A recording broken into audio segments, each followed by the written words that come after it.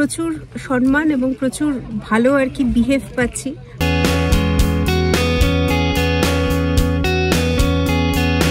নেটওয়ার্কের জন্য 1 কিলোমিটার হেঁটে ফেললাম, যে বাড়িতে একটা খবর দেবো আমি বেঁচে আছি। আমি অঞ্জিলা, আপনারা দেখছেন ওয়াইল্ড ইন্ডিয়া ট্রাভেলস। আগের পর্বে আমি দেখিয়েছি কিভাবে আমি কলকাতা থেকে চলে এলাম আকোলা পর্যন্ত। এখান থেকে যাব আকোট, সেখান থেকে আমরা বার্ড সার্ভের জন্য যাব মেলঘাট টাইগার রিজার্ভ। সকালবেলা এখন 5টা বাজে, উঠেছি। উঠে কালকে রাতে তো রিটায়ারিং রুমে এসে ছিলাম, এই রিটায়ারিং রুম কালকে দেখালাম। এখন বাকি আরও কিছু সঙ্গী সাথী একসাথে আমরা ফোন টোন করে কথাবার্তা বললাম, সবাই মিলে এখান থেকে বাসে করে যাব আকোট পর্যন্ত। সকালে উঠেই আর কি স্নান টান করে নিয়েছি, কালকে দেখালাম। এখানে আর কি গিজার ফিজারও রয়েছে, গরম জল। তো যেহেতু 2 দিন ধরে স্নান টান হয়নি, স্নান করা হয়ে গেল। I am ready for the day, এবারে জাস্ট বেরোনো। এই তো আমি এই চাবিটা দিতে যাচ্ছি, কালকে যেখানে চাবিটা নিলাম আর কি। সকাল এখন 5:52, প্রায় 6টা বাজে, কিন্তু অন্ধকার হয়ে আছে, যেহেতু মুম্বাই মানে মহারাষ্ট্রের দিকে এসে গেছি। এখানে এখনও আলো ফোটেনি, 6টা বাজে প্রায়। ইতিমধ্যেই অন্যান্য যেসব সঙ্গী আকোলা থেকে আকোটের দিকে যাবেন তারাও এসে উপস্থিত হয়েছেন। সকলে মিলে আমরা বাইরে বেরিয়ে এলাম স্টেশনের। আকোলা স্টেশনের বাইরে দাঁড়িয়ে আছি, ওয়েট করছি আরও একজন আসবেন। তখন খুব সকালবেলা ছিল। 30 টাকা অটো ভাড়া দিয়ে পৌঁছে গেলাম আমরা আকোলার বাস স্ট্যান্ডে। মোটামুটি 1 কিলোমিটার মতন ডিস্টেন্স হবে। তবে যেহেতু অত সকালবেলা, তাই আমাদের থেকে একটু বেশি ভাড়া নিয়েছিল। বাস স্ট্যান্ডে পৌঁছানোর পর তাড়াতাড়ি করে দেখলাম একটু বাদেই বাস ছাড়বে। বাসে উঠে পড়লাম আমরা। বাসে ওঠার পর টিকিট কাটতে হয়েছিল। অনেক সময় এই সরকারি বাসগুলো আগে থেকে কাউন্টারে টিকিট পাওয়া যায়, তবে এক্ষেত্রে বাসে ওঠার পর কিছু দূর যাওয়ার পর আমরা টিকিট কেটেছিলাম। যে সময় বাস ছেড়েছে সেই সময়টা কিন্তু খুব সকালবেলা, এখানে এখনো আলো ফোটেনি সেভাবে। একটু বাদে আলো ফুটলো, চারিদিক ফর্সা হয়ে গেল। 1 ঘন্টা 10 মিনিট মতন লাগলো আকোট বাস স্ট্যান্ড অব্দি পৌঁছলাম। পেছনে বাস দাঁড়িয়ে আছে, 35 টাকা মতন ভাড়া নিল সরকারি বাস। এই এখন এখান থেকে আবার ফরেস্ট ডিপার্টমেন্টের বাস আসবে। ফরেস্ট ডিপার্টমেন্টের বাসে আমরা যাব মেন যে ফরেস্টের চেকপোস্ট, সেই অব্দি।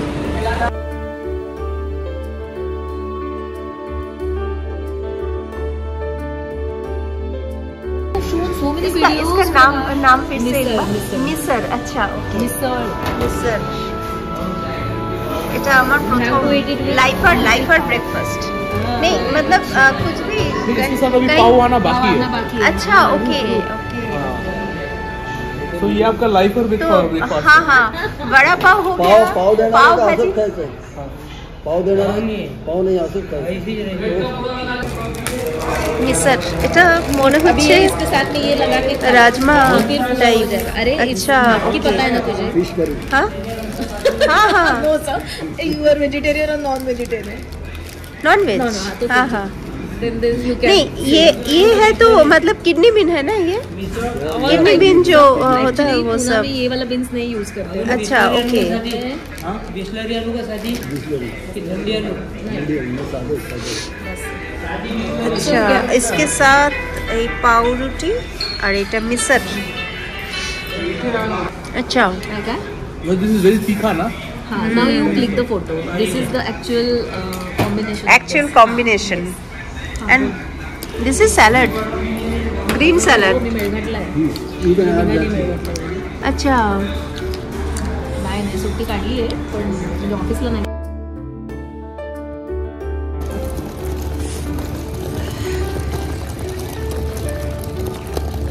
ফরেস্টের গাড়িতে উঠছি। ফরেস্টের গাড়িটাও ওরকমভাবেই আর কি সাজানো, আঁকা, এরকমই হয় ইউজুয়ালি।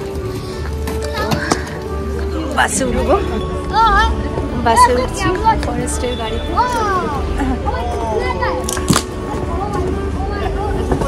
ফরেস্টের বাস, জঙ্গল সাফারি বলে লেখা। এই বাসে করে এবার আমরা মেন যে ফরেস্টের চেকপোস্ট সেদিকে যাব।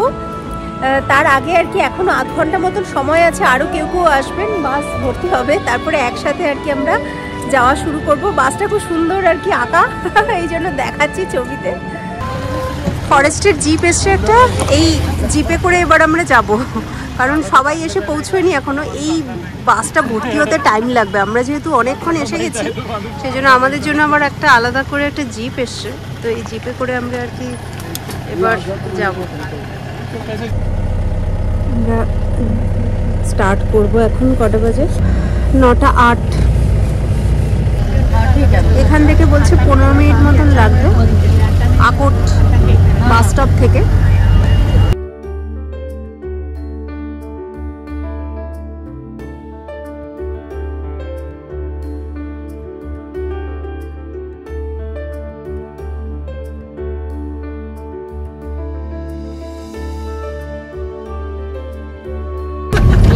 मैम ये हिल रेंज क्या है सामने का जो है? फोर्ट है ये जो दिख रहा है। हाँ हाँ सामने। अच्छा नरनाला फोर्ट है। अच्छा नरनाला सेंचुरी है, नरनाला वाइल्ड लाइफ सेंचुरी। अच्छा ये सब जो दीवार जो दिख रही है आपको, बिल्कुल नरनाला फोर्ट की वॉल है। अच्छा फोर्ट तीन पार्ट में डिवाइडेड है।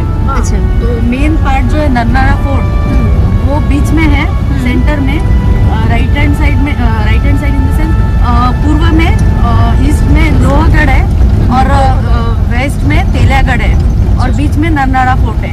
ये जो गढ़ है ये देखने के लिए मतलब सुपरविजन करने के लिए नीचे से कोई ऊपर आ रहा है या कोई अटैक करने के लिए या फिर कोई सेना वगैरह आ रही है, ये सब चीजें देखने के लिए ये सब चीजें वहाँ पे बनाई हुई थी।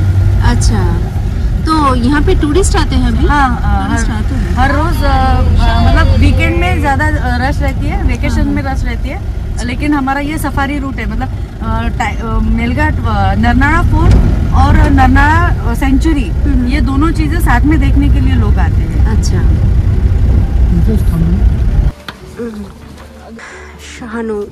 শাহানুরে এসে উপস্থিত হয়েছি।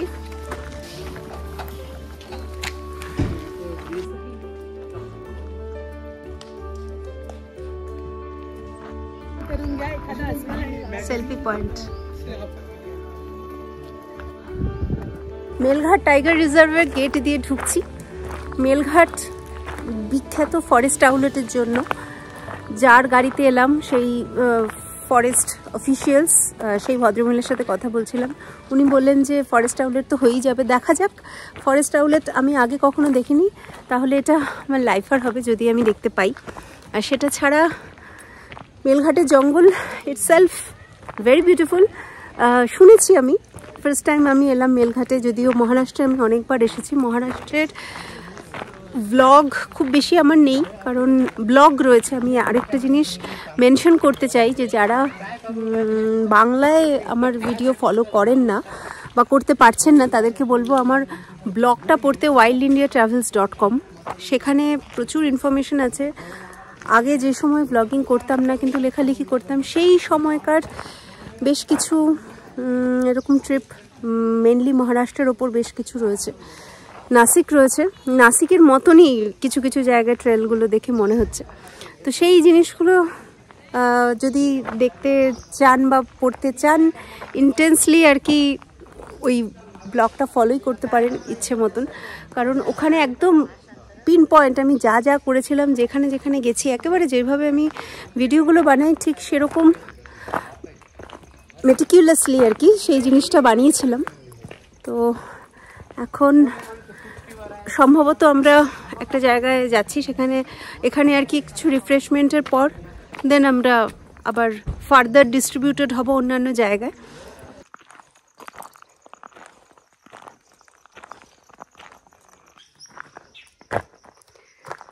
যেখানে আমরা মিট করেছি আর কি, এখনও আমাদের মেন প্রোগ্রাম শুরু হয়নি, যেহেতু সবাই আসা বাকি আছে তাই আমরা আর কি একটুখানি দু একজন মিলে ঘুরে বেড়াচ্ছি চারপাশে। দু একটা পাখি পাচ্ছি যেগুলো আসলে কমন, কিন্তু ভালো লাগে, মানে এসে শুধু শুধু বসে থেকে ওয়েট কেন করব, তার থেকে ঘুরি একটুখানি বার্ডিং হয়েও যাবে। যদিও অনেক আর্লি মর্নিং আসলে আরেকটু ভালো হতো, এখন 10টার বেশি হয়ে গেছে, কিন্তু তাও পাখি টাখি রয়েছে, যেহেতু শীতকাল সেজন্য অ্যাক্টিভিটি বেশ ভালো। শাহানুরে ফরেস্ট ক্যাম্পের চারপাশে ঘুরে পাখি দেখতে দেখতে প্রথমেই চোখে পড়ল ওরিয়েন্টাল হোয়াইট আই, বাংলা নাম বাবুনাই বা চশমা টুনি বা চশমা পাখি। যেহেতু চোখের চারপাশে একটা সাদা রঙের রিং আছে, সেই জন্য এই পাখির এরকম নাম।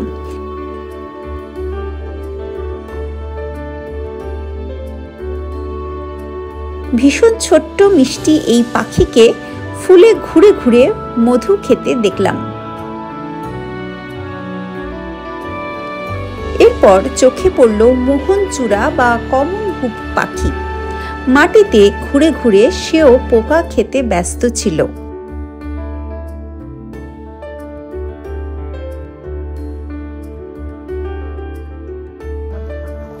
ঘোস্ট ট্রি, আগে কখনো দেখিয়েছিলাম কিনা আমার মনে নেই। পুরো সাদা ধবধবে, রাত্রিবেলা সাদা লাগে, ওই জন্য ভূতের মতন লাগে বলে সেইটাই আর কি এরকম নাম। এই জঙ্গলে প্লাম হেডেড প্যারাকিট কিন্তু অনেক দেখতে পাওয়া যায়। একে বাংলায় ফুলটুসিও বলা হয়। পুরুষ পাখির মাথাটা টকটকে লাল আর স্ত্রী পাখির মাথাটা ধূসর বর্ণের। খুঁটির মাথায় দেখা পাওয়া গেল ইন্ডিয়ান রবিন ফিমেল পাখির। বনের মধ্যে একটি গাছের ডালে দেখলাম হোয়াইট ব্রাউ ফ্যান্টেল পাখিকে। পশ্চিমবঙ্গের দিকে বেশি দেখতে পাওয়া যায় হোয়াইট থ্রোটেড ফ্যান্টেল, তার গলাটা সাদা। আর এই পাখিটার নাম হলো হোয়াইট ব্রাউড, অর্থাৎ এর ভ্রু সাদা রঙের।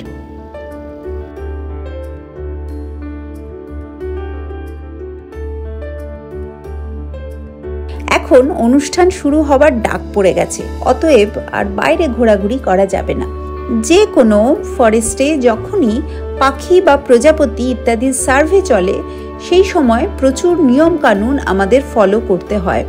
নাম রেজিস্টার করা হলো প্রথমে।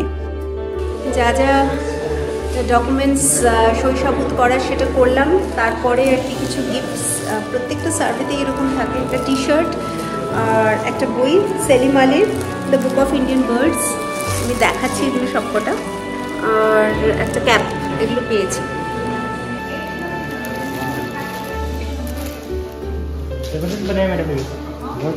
দেখাও যারা, দেখাও। আচ্ছা, ওয়াও,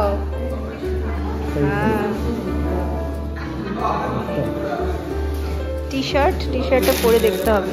আর এই বই বুক অফ ইন্ডিয়ান বার্ডস, খুব ভালো একটা বই। আর এটা এরপর মূল অনুষ্ঠান শুরু হলো। কনফারেন্স রুমে প্রত্যেকে জড়ো হলাম। ফরেস্ট অফিসাররা তাদের মূল্যবান বক্তব্য আমাদের সামনে তুলে ধরলেন।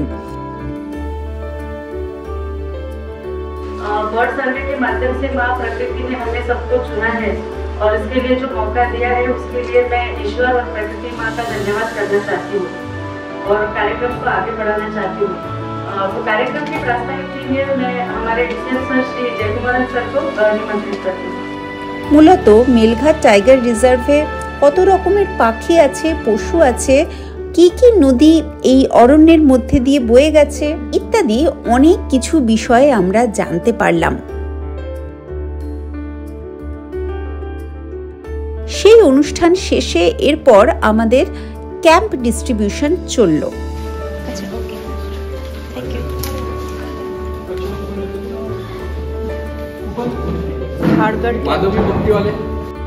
আমি ধারগড় রেঞ্জে পাখি গণনা করতে নিযুক্ত হয়েছি। আমার সঙ্গী হিসেবে আরও একটি মেয়ে যে মহারাষ্ট্রিয়ান, সে নির্বাচিত হয়েছে। লাঞ্চ কুপন পেয়েছি আর ক্যাম্প অ্যালটমেন্ট হয়ে গেছে। এরপর আমরা লাঞ্চ করব। এখানে ক্যান্টিনের দিকে যাচ্ছি। এখনো পর্যন্ত এখানে কোনো নেটওয়ার্ক কানেকশন নেই, বোধহয় ক্যান্টিনের ওখানে থাকতে পারে এরকম একটা শুনলাম। এটা হচ্ছে পেছনটা ক্যান্টিন। এখানে নেটওয়ার্ক কোথাও নেই। একজনকে জিজ্ঞাসা করলাম, বললো যে এই অফিসের সামনে, শাহানুর এই জায়গাটার নাম, শাহানুরের এই যে এই অফিসের সামনে দাঁড়ালে বোধহয় নেটওয়ার্ক পাওয়া যাবে। তাই এদিকটায় আসছি, বাড়িতে একটু ফোন টোন করবো, ব্যাস তারপরে তো অফ। এই হচ্ছে বার্ডারদের ঘোড়া। নেটওয়ার্কের জন্য 1 কিলোমিটার হেঁটে ফেললাম, যে বাড়িতে একটা খবর দেবো আমি বেঁচে আছি। একটা কি ব্রিজের ওপরে, তাও বললো জিও নেটওয়ার্ক পাওয়া যাবে, তারপরে আর নেটওয়ার্ক পাওয়া যাবে না, যাদের যাদের বাড়িতে ফোন করার আছে এখানে ফোন করবে। কিন্তু আমি একাই এলাম, আর কেউ এলো না।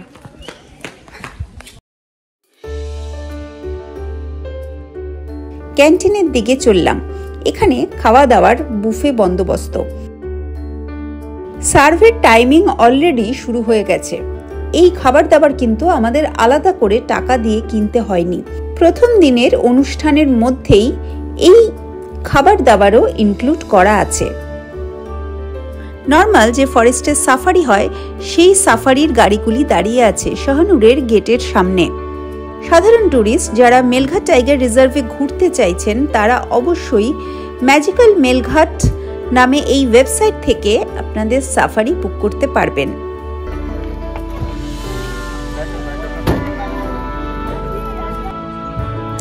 কিছু একটা ওয়াইল্ড বেরিজ পেয়েছি, মানে একজন দিলেন যে ওয়াইল্ড বেরিজ। আসলে আমাদের সাথে অন্যান্য ফরেস্টের অনেক ফরেস্ট অফিসিয়ালস এই সার্ভেতে জয়েন করেছেন, তাদের মধ্যেই মানে যারা আর কি গাছ বা ফলমূল অনেক বেশি চেনেন।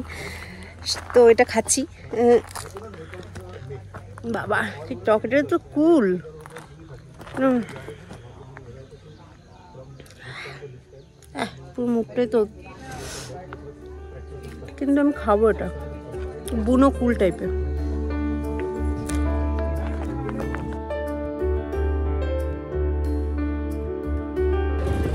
খাওয়া দাওয়া হয়ে গেল, এবার আমরা মেন যেখানে আর কি আমাদের ক্যাম্প পড়েছে সেদিকে যাচ্ছি।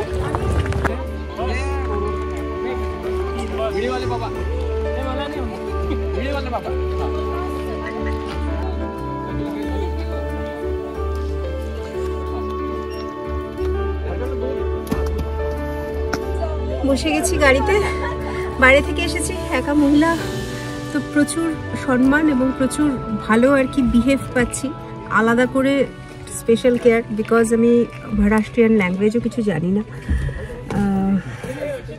অনলি হিন্দি ইংলিশ সেইভাবে কমিউনিকেশন চলছে। ওনারা ভীষণ টেক কেয়ার করছেন যাতে কোনো রকম অসুবিধে না হয়। বাকিরা আর কি পেছনে বসবে, আমি ড্রাইভারের পাশের সিটে বসেছি। धारगड केलपानी ओके साथे गेट जोरान लाव ना हो लावतो স্টার্ট করছি এখন 2:24। ম্যাডাম ওকে হ্যাঁ